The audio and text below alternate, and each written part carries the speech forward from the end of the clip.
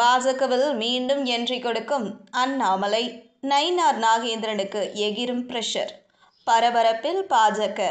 தமிழக பாஜகவில் மீண்டும் தலைமை மாற்றம் குறித்த பேச்சு கிளம்பியுள்ளது. நயினார் நாகேந்திரன் தலைமையில் பாஜக இயங்கிக் கொண்டிருக்கும் போதே முன்னாள் தலைவர் அண்ணாமலை மீண்டும் தலைமை பொறுப்புக்கு வருவாரா என்ற கிசுகிசுக்கப்படுகிறது.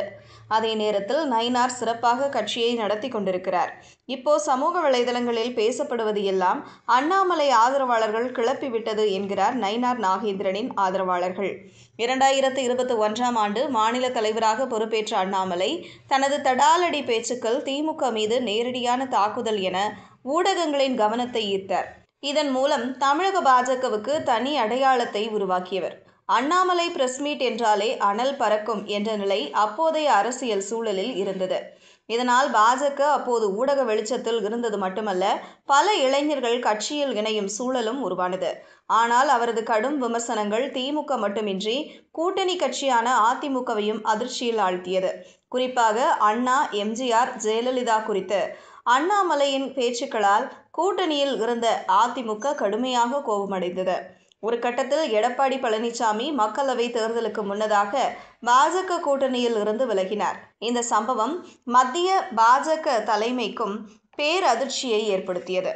அப்போது அண்ணாமலை அதிமுக போனாலும் பரவாயில்லை, பாஜக தனித்து போட்டியிட்டாலும் இரட்டை இலக்க வெற்றி பெறும் என உறுதியாக தலைமையிடம் கூறியதாக தகவல்கள் வெளியாகின. ஆனால் மக்களவை தேர்தல் முடிவுகள் பாஜகவுக்கு 0 அமைந்தது. இதுவே அண்ணாமலைக்கு பெரிய பின்னடைவை ஏற்படுத்தியது. தொடர்ந்து அமித்ஷா நேரடியாக தலையிட்டு அதிமுகவுடன் மீண்டும் கூட்டணியை ஏற்படுத்தினார். அதேபோல் எடப்பாடியின் கோரிக்கையின் பேரில் அண்ணாமலை மாநில தலைமை பொறுப்பிலிருந்து நீக்கப்பட்டார். இதன் பின்னர்தான் அதிமுகவுடன் நல்ல உறவை வைத்திருக்கும் நயினார் நாகேந்திரன் மாநில தலைவராக நியமிக்கப்பட்டார். ஆனால் நயினார் தலைமையில் கட்சியின் வேகம் குறைந்து விட்டதாக பாஜக உட்கட்சியில் சிலர் கூறுகின்றனர்.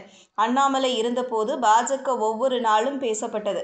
இப்போது கட்சி குறித்து ஊடகங்களில் பேசப்படுவதில்லை என்ற குற்றச்சாட்டு எழுந்துள்ளது.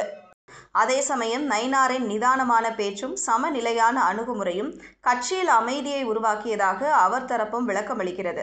இதற்கிடையில் அண்ணாமலை வித்தியாசமான செயல்பாடுகளை திடீரென மேற்கொள்கிறார். ஆன்மீக பயணம், விளையாட்டுப் போட்டிகளில் பங்கேற்பது என தீவிர அரசியலில் இல்லை. இந்த நிலையில் சேலத்தில் அவரது ரசிகர் மன்றம் உருவாக்கப்பட்டது. நெல்லையில் அண்ணாமலை நற்பணி மன்ற கொடி அறிமுகப்படுத்தப்பட்டது போன்ற நிகழ்வுகள் கட்சிக்குள் குழப்பத்தை ஏற்படுத்தியது. இதனால் அண்ணாமலை பாஜகவில் தனி ஆவர்த்தனம் செய்கிறார் என்ற விமர்சனங்கள் எழுந்துள்ளன. இந்த நிலையில் பாஜக டெல்லி தலைமை நயினாரின் செயல்பாட்டில் திருப்தியாக உள்ளதா என்ற பெரிய கேள்வி எழுந்துள்ளது. அண்ணாமலை இருந்தபோது கட்சி வாக்கு சதவீதம் உயர்ந்தது என்ற அறிக்கை டெல்லி தலைமைக்கு அனுப்பப்பட்டுள்ளதாக தகவல். இதனால் அண்ணாமலைக்கு மீண்டும் முக்கிய பொறுப்பு வழங்கலாமா என்ற ஆலோசனையில் மத்திய பாஜக ஈடுபட்டுள்ளது. ஆனால் உடனடியாக தலைமை மாற்றம் நடக்கும் வாய்ப்பு குறைவு என வட்டாரங்கள் கூறுகின்றன. அண்ணாமலைக்கு வேறு பொறுப்பு வழங்கப்படலாம். ஆனால் நயினார் நாகேந்திரன் தான் தேர்தல் வரை கட்சியை வழிநடத்தி செல்வார் என உறுதியாக கூறுகின்றனர் அவரது ஆதரவாளர்கள்.